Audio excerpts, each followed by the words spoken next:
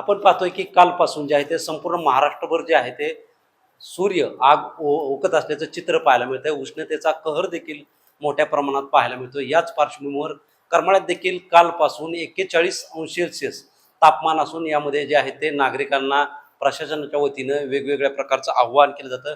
आपल्यासोबत सध्या करमाळा उपजिल्हा रुग्णालयाच्या वैद्यकीय अधीक्षक वेद पाठक मॅडम आहेत. मॅडम, काय सांगाल? सध्या उष्णतेचा कहर पाहायला मिळतोय. प्रशासनाच्या वतीनं नागरिकांना कोणती काळजी घेण्याचं आवाहन करताय?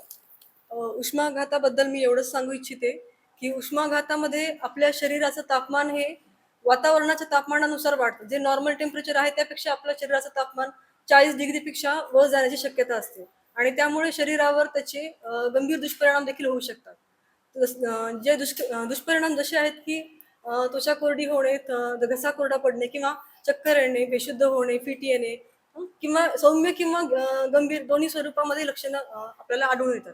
त्यासाठी आपण आपल्या दवाखान्यामध्ये यासाठी एक प्रथमोपचार साईड कॉर्नर ठेवलेला आहे आणि त्यासोबत एक उष्माघात कक्ष देखील बनवलेला आहे.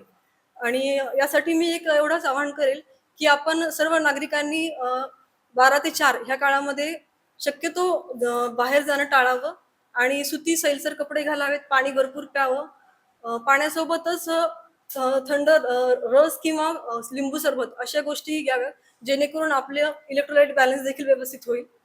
आणि आपण काहीही त्रास झाला तर आपल्या रुग्णालयात संपर्क करा.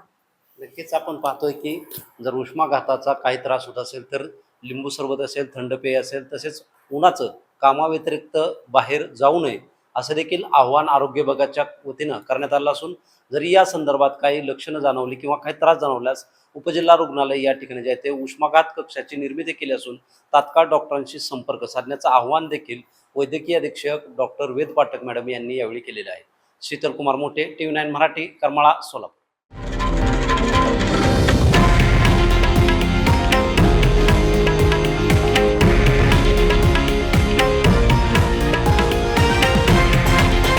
हे आहे देशातील नंबर 1 न्यूज नेटवर्क आणि आपण पाहत आहात TV9 मराठी, एकमेव.